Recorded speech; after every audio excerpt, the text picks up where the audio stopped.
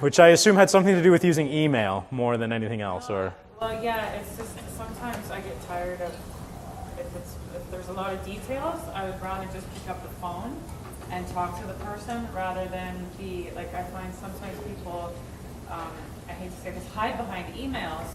I do. Rather than just pick up the phone Yeah. and talk to the person. That's what I meant by that comment. So- I'm old school. I like to pick up the phone and talk to the person. And within the realm of media, phones are part of social media, right? They're that original one that we use, and there's absolutely nothing wrong with that. There's appropriate. I mean, how many of us try to set, hey, let's meet sometime, and you go back and forth with 17 emails before you realize you just got to pick the phone up and say, are you available at 10 o'clock? Well, and I think in a lot of instances, people use email because it's documentation that you've done something or asked for something, so you have something there to back up that you've asked for an action or you've asked for something, and Sure. if you don't get it, then you have that to fall back on. Yeah, and when we talk about email, one of the things, for a great example is you send an email to 5 people, and you don't really need a response, but all 5 of them email back yes, right? That's information overload. That's too much. That's bad process kind of thing. So what we're talking about poor use of technology in some cases. We're talking about distractions. There's too much information coming at us. We're not sure how to evaluate it. And there's different kinds of just, when we're talking about information overload, we can break it up into things like garbage overload. We're over-connected, right? We're on too many sites. We're getting too much from different people. There's too much conversation or opinion going on. I don't know if anyone goes to newspaper sites and is fearful of the idea of putting commenting on your blog or something like that when the Globe and Mail gets 1,000 comments on a particular issue. How will you ever deal with that, right? Instant gratification, the idea that how many people get a phone call minutes after getting an email sometimes saying, did you get my email? It happens all the time. It's ridiculous, right? So the next thing is that I'll tweet something and then I'll email you maybe and say, did you get my tweet? And figure that out. It's a bit nuts, but in the internet realm, there is that sense of instant gratification. I just sent you something, I want it back immediately because that's how the internet works. So how do we manage those kinds of expectations? It becomes really important. And this is just a quick image of this. These are all the kinds of information flows that are pushing and pulling you. You've got funders, you've got clients, you've got coworkers, you've got your life, you've got service expectations, you've got a multitude of different kinds of things. This is just to kind of show you that it's chaotic, and we have to recognize that it is. So you have to try to figure out ways to manage through some of this, and it's not all about the technology, right? So in the case of email, there's structural strategies you can take and process strategies. I'm going to focus really briefly on email and then dive into some other stuff. But just to say that in terms of structure, there are ways that you can manage email using the technology, right? And some of that is filtering. If you get lots of stuff from non-priority resources, you filter that. Most people use Outlook, I assume, right? How many of you use the rules in Outlook to filter your email? Quick show of hands. Okay, a few of you. The rest of you if you go back and do anything today, is you figure out what rules or filters are in Outlook, because if you're subscribed to lists, if you're on big discussions, if you've got stuff coming in from the same resource every time and it's clogging up your inbox, you want to figure out how to filter that stuff out. So it goes into a folder, sometimes even skips your inbox so you don't even have to see it because it's not a high priority. And so that your inbox, some people call it inbox zero, where you only have the stuff that you really actually need to deal with in your inbox. And the technology can help you do that. I get a lot of stuff that I filter into folders immediately, and you can see when it's there. It shows you the unread count kind of thing, right? So the technology helps you understand that there's something new, but it's not immediately there in your face annoying you, telling you you've got 50 unread messages when only 3 of them actually matter. So the structure of how you use it is important. I use multiple email accounts, for example. I don't use my work account for any of the newsletters I subscribe to. I create an actual separate account that I physically have to go into at a different time during the day to open so it doesn't clog, right? I actually have 5 accounts. It's ridiculous, but it actually works, right? Each one of those, I know exactly what it's for and what I'm going to find when it's in there. Now, I'm a little different because I work with information on a daily basis, but that's my routine, is I've made structural places where it's not, I actually have to go to it doesn't come to me. And that's really important with email because it just keeps coming, right? If you can't trust yourself to stop checking your email every 3 minutes when it pops up and says you've got new mail, like in the bottom of your right-hand corner, Outlook says, hey, new mail, right? Then turn those notifications off. Turn the sounds off at least. How many of you, I mean, I do this all the time when I'm at work with someone and we're sitting at their desk and ping, ping, and they have to look over, and they have to look over. And that takes away from that entire interaction and interrupts the flow of that work, basically, right? If that's happening to you and you can't check your email every time it comes in, but feel compelled to because you're being annoyed by that, then turn that off. You can turn that off, both the sound and the notification. These are structural things that you can actually do within the technology that are important. Now, in terms of processes, you have to figure out, are you the kind of person that does need and want to check the email every time it comes in, or do you actually set meetings for yourself? And I've seen people actually do this. 15 minutes at 9 o'clock, 15 minutes at 11 o'clock, 15 minutes at 3 o'clock, 15 minutes at the end of the day, email appointment. And it's in their calendar. No one can book time with them for those moments because that's email review time.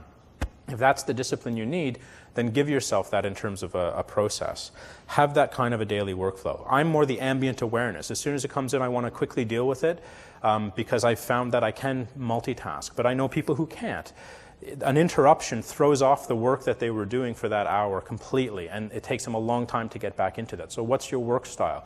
Process the email in a way that fits with that so one message doesn't throw off a half an hour of the work that you were doing or get you unfocused. Like we were saying about when someone sends an email and you reply yes, don't be one of those people, right? Don't use email poorly. There's lots of good rules and codes of conduct with how to use email. If I send you a message, this is all stuff that we don't really learn anymore. For some reason, because when the internet first started, there was lots of stuff about email etiquette and don't write in all caps, and when you reply to someone and you're replying to a specific thing, put your answer interspersed underneath the message. We've lost all of that stuff because email's so ubiquitous, we figure we all know how to use it now. But there's nothing worse than you send someone an email with 5 questions and they reply answering one of them. Right? That just wastes your time. It's going to waste their time because you're going to come back and ask them, or maybe you'll have to pick up the phone. So figure out how to use email well. And in your agencies, make sure that that's something that you're actually getting training on. There's no shame in getting training on technology, including technology we use on a daily basis. I know people who use Outlook, for example, in incredibly powerful ways. They get the same kinds of questions day in and day out from people. So they've created form emails and macros where at the click of a series of keys on their keyboard, the requisite message pops out, they send it out, and they're done. Because they've skimmed that first email, they say, this is not really an email for me, this is an email for a form response. And they're able to deal with that. So figuring those kinds of things out can be incredibly useful for you in your day-to-day and managing. And the bottom line is if you don't figure out how to manage your email, social media will destroy you because it just gets worse. There's more and more and more of it, and figuring out how to deal with that kind of avalanche of information will become even more overwhelming if you haven't set some sort of workflow and messed with the technology settings to make sure that it works for you. It's really important. And how we get into that is this is a great image that I couldn't believe when I saw it. This is how many people check Facebook and Twitter after they go to bed. And I love the one on the left. And this is broken up by age. So don't think that this is just Generation Y, right? 19% of people under 25 check it any time they wake up during the night. That's insane. But 11% over the age of 25 do it. That means you're getting up for your pee break in the middle of the night because you're 50 and that's just what happens. You throw on your BlackBerry. Don't do that. Don't be that guy sitting on the can with your BlackBerry or your iPhone. That's crazy, Like, go back to bed. But the reality is, and it gets even worse, right? Some people do it as soon as they wake up in the morning, and some people do it, well, if they, happen to wake up during the night, yeah, maybe I'll do it.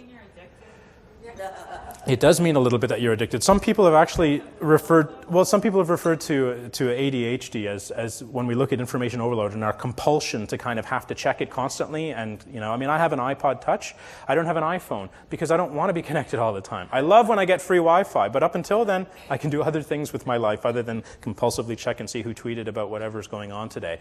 But the reality is that there is, because that instant gratification, because there is such an avalanche of, we get oversubscribed, we're following too many sources, we're on too many groups, that can be a reality. People feel that they need to constantly be checking because the last thing they want to do is wake up, go into the office, and have 50 emails, 70 Facebook wall things, 100 tweets to read, et cetera, et cetera. So they're constantly doing it. I certainly do check all of my stuff on off hours, but not to the point that it upsets my sleep, which I think is crazy. So when we're looking at online, any questions about that stuff? I've gone through email really quickly. The bottom line is a lot of you or most of you are using it as your primary tool. You can learn how to use it better.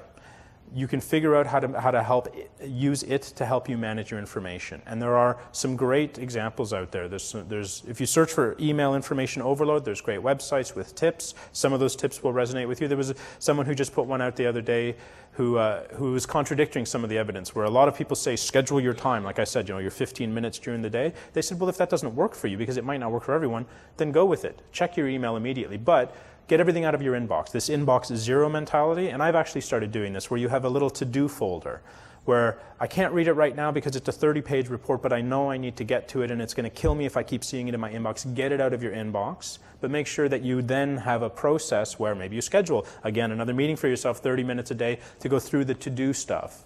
Right? Because we all know our to-do, once it's hidden, just grows and grows and grows. And that's easy to do electronically. But if that's what you need, and that's, for example, is working for me now, that's where you can get it out of your inbox so it doesn't make you cringe. Because we have physical, emotional reactions to the amount of messages we haven't read or need to read, right?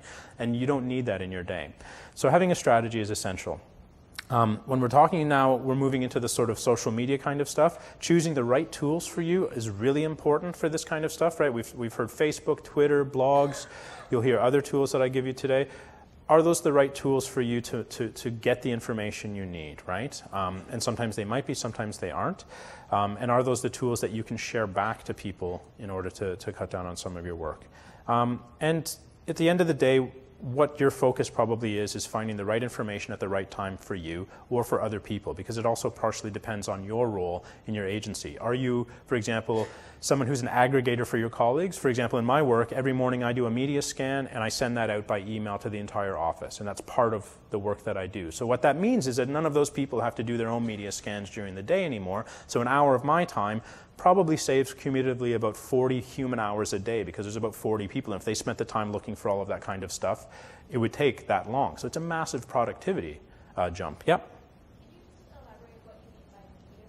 I do searches of keywords and issues that relate to us. And so that relates to what it is that I'm looking for. So what I'm trying to find, my strategy is a media scan is I scan mainstream media, so like the newspapers, but also blogs and other alternative media sources for information that's important to my organization, right? So that could be mentions about us, which is one. The vanity search, as they call it, but very important to know what people might be saying about you, and also the issues that we are working on. So, for example, people may have seen a lot of stuff around human trafficking in the media lately. Well, we're part of the book Invisible Chains and its launch, so we need to know what the press is saying about Craigslist, Invisible Chains, human trafficking. So we search and we get that information. Now, once the campaign's over, I'll be able to remove those alerts, and it won't. But there's an ebb and flow to the work. So you might have a project, for example, that you've just launched. You want to know what people are saying about that. Well, social media is a great way to figure that out, because it doesn't just get what the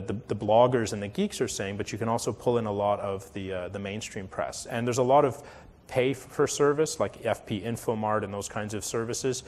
I have found so far that I haven't missed much using just the free tools. So you're not disadvantaged by using a lot of those free tools at this point, and that's something that's really important, and I'll show you a bunch of those. So media scan for me means a broad grab of stuff about us and stuff that we're interested in or working on, basically, and that might be the same for you.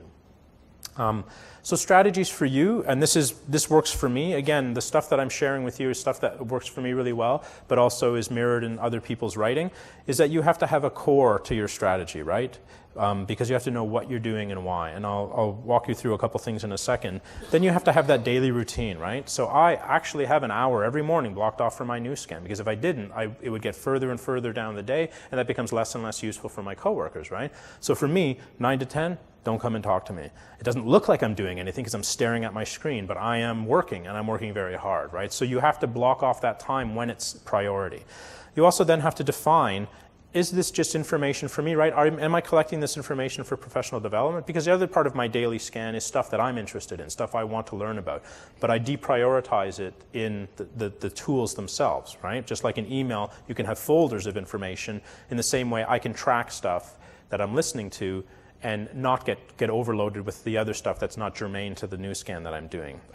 Because I have to share that immediately, it's priority, but the rest of it, I'm also then sharing the other kinds of things in other tools, whether it's Facebook or Twitter and things like that, related to the more professional development, interesting kinds of things. And then Are you getting into any kind of a responding? This is where the social media engagement comes in, right? So somebody said something about you or about your issue. Are you just listening to know, or are you listening to have an opinion, to engage, to go into that forum and say something back to those people, to educate them, to inform them, those kinds